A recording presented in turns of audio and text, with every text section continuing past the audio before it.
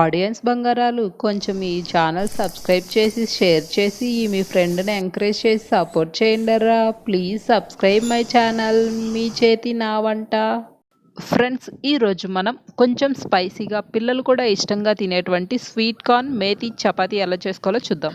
దీనికోసం ముందుగా మిక్సీ జార్ని తీసుకొని ఈ విధంగా ఒక కప్పు స్వీట్ కార్న్ వేసుకున్నానండి. వేసుకున్న తర్వాత ఇందులో ఒక 4-5 పచ్చిమిర్చి వేసుకోవాలి. మీరు కారం వద్దనుకుంటే పచ్చిమిర్చి స్కిప్ చేయొచ్చు. ఇందులో ఈ విధంగా సన్నగా కట్ చేసుకున్నటువంటి మెంతికూర వేసుకున్నాను. క్లీన్ చేసుకొని ఇందులోనే జీలకర్ర కూడా వేసుకొని ఈ విధంగా కచ్చా పచ్చాగా మిక్సీ పట్టుకోవాలి.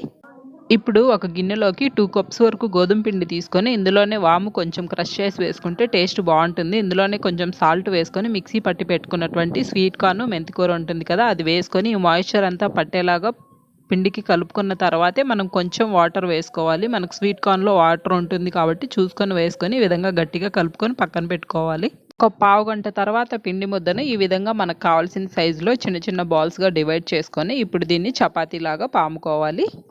మరీ పలుచగా కాకుండా కొంచెం థిక్నెస్ ఉండేలాగా ఈ విధంగా చపాతీని రుద్దుకోవాలి. ఈలోపు మనం స్టవ్ మీద పెనం పెట్టుకొని అది కొంచెం వేడైన తర్వాత పైన కొంచెం ఆయిల్ అప్లై చేసుకొని ముందుగా రుద్ది పెట్టుకున్నటువంటి చపాతీని పెనం పైన వేసుకొని రెండు వైపులా టర్న్ చేసుకుంటూ ఆయిల్ కానీ బటర్ కానీ అప్లై చేసుకొని ఫ్రై చేసుకోవాలి. రెండు వైపులా టర్న్ చేసుకుంటూ ఫ్రై చేసుకుంటే టేస్టీగా ఉండేటువంటి sweet corn methi chapati ready. Thanks for watching. Please like, comment and subscribe.